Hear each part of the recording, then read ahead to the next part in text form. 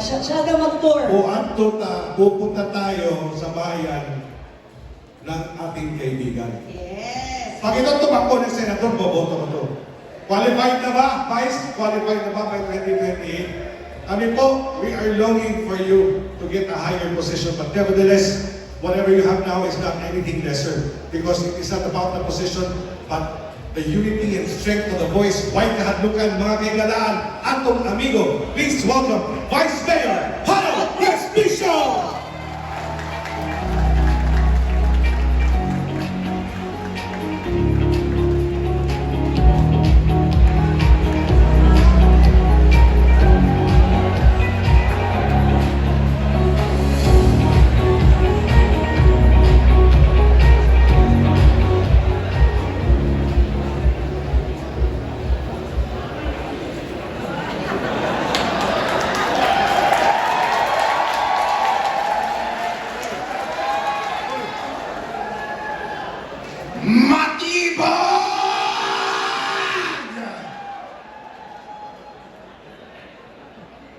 Matibag! Takot ba kayo kay Matibag? Ay, bakit takot kayo? Hindi kayo sumasagot. Takot ata kayo mga suwan eh. Oo! Ibaritin nyo ito sa NBI sa Manila, ha? Takot ba kayo kay Matibag? Isa pa. Takot ba kayo kay Matibag? Takot ba kayo kay BBM?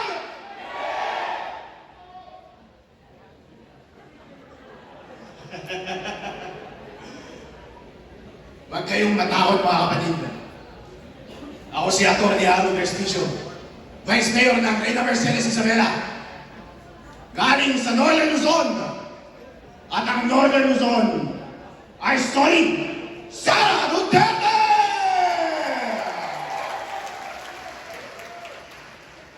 At kami doon sa Northern Luzon ay hindi natatakot.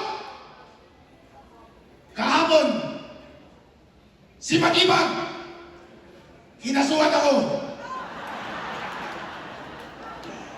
Inciting to sedition! Inciting to rebellion! Bigyan natin siya ulit ng dahilan para kasuhan ako today. Gusto niyo yan? Alright? Kinakabahan yung mga nakausap. Si Mike ang dami ng kaso. Nakasuhan rin yung kahapon eh. Nakasuhan rin si Senator Marcoleta. Para takutin kayong lahat. Pero natatakot pa kayo! Natatakot pa kayo! Alright? Maganda yan. Kapag sinabi ko Matibag, sagutin ninyo yung damdamin nyo sa kanya. Pwede niyong sabihin, I love you. Or pwede niyong sabihin ng ibang bagay, okay? Lakasan ninyo ha. Hindi yung inciting, kasi tinatanong ko kayo, sumasagot lang kayo. Freedom of speech yun, di ba? Alright. Matibag! Alright. Isa pa. Lakasan ninyo ha. Matibag!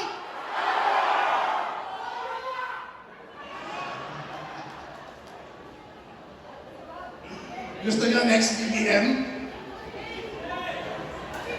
Alright, sagutin ninyo, ang gusto natin gawin kay BBM. Wala, kinakabahan na sila. Ito, pwede rinig nila ito. Pero sabi nila, kinasuhan ako dahil meron ako sinabi nung nakaraang Range, Visayas. Tinanong ko kasi sila dun sa Visayas eh. Gusto nyo ba silang patayin? Ay, ano kayo sumagot? Diyan tayo kinakasuhan eh. Kasi sinabi ko, gusto nyo na ba silang patayin? Hindi. Ang sinabi ko, gusto nyo na bang patayin? Alright, sandali. Pero ang korupsyon, hindi ba? Yun ang tinanong ko. Pag nagtatanong ka, hindi, it's inciting yun, di ba? I'm just asking. And sumasagot na kayo. Okay? Ngayon, gusto kong sabihin ninyo, ang gusto natin gawin kay BBM. Ah!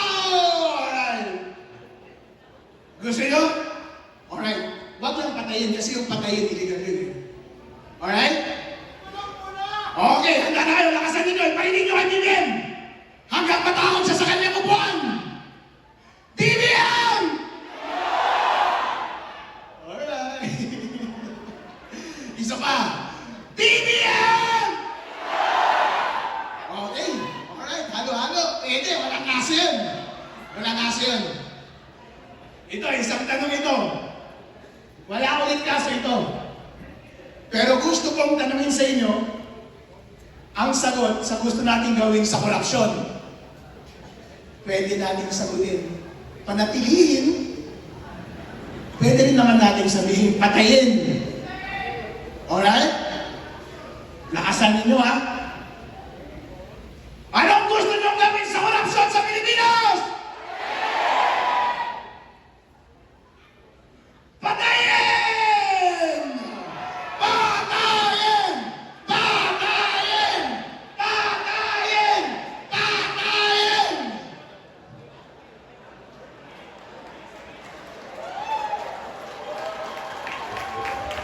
Okay lang yan. Kapag may kakasuhan, ako naman ang kakasuhan eh. Handa naman na akong makulong habang buhay. Sabi ko nga, handa akong magpakamatay eh. Hindi ba? Eh sabi nila, inciting daw yun kapag sinasabi kong handa ba kayong magpakamatay o handa akong mamatay? Eh si Ninoy Aquino nga, sabi niya Filipinos are worth dying for. Pero inciting ba yun? Hindi.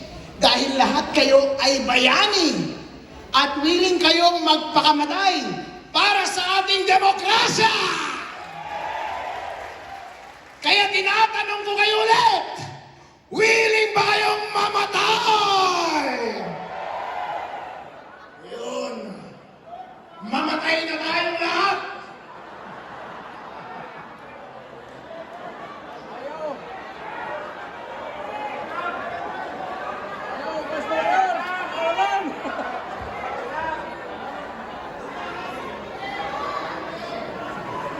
Sino uunahin natin? Or, krimen yan. Kayo ang dapat kusuhan, hindi ako.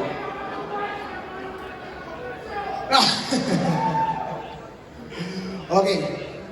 Mga kababayan, ito po ay ginagawa nila sa atin para tayo ay takutin. Pero karapatan po natin magsalita, hindi po. Hanggat hindi naman iligal ang ating ginagawa.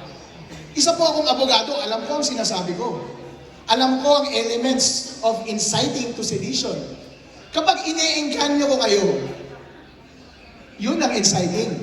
Pero kapag kayo ang sumasagot at tinatanong ko kayo, hindi inciting yun. Freedom of speech yun. Kaya nila ako kinasuhan ay para tumahimik ako. Gusto niyo ba ako tumahimik? Gusto niyo ba ako tumahimik? Tatahimik ba tayo?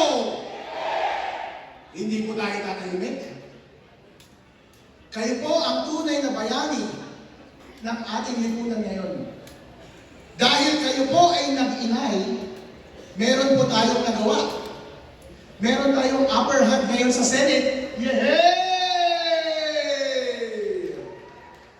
Imagine po ninyo, hindi kayo nagsalita. Hindi nila mararamdaman ang pulso ng taong bayan. Dahil ang taong bayan, sino ang gusto nilang presidente? Duterte! Duterte! Duterte! Di ba? Dahil narinig yun ng mga senator, bumaliktad sila. Pero kapag hindi po kayo nagsalita, talo na tayo sa Senate. At kapag kayo ay pagbibigyan si Boy Matibag ngayon at matatakot at tatahimik, yung kanilang istorya niya ang masusunod. At malina ang appreciation ng ating mga elected officials sa Senate. At baka isipin nila gusto natin ng impeachment. Gusto ba natin ng impeachment? Gusto ba natin ng impeachment? Ayun. Kaya magpatuloy po kayo sa pag-iingay. Huwag po kayong papatibag kay Matibag. Alright? Atin pong suportahan si VP Sara Duterte hanggang matapos yung impeachment process. At ipagdasal natin sa Panginoon na hawak natin ang mayorya Until then,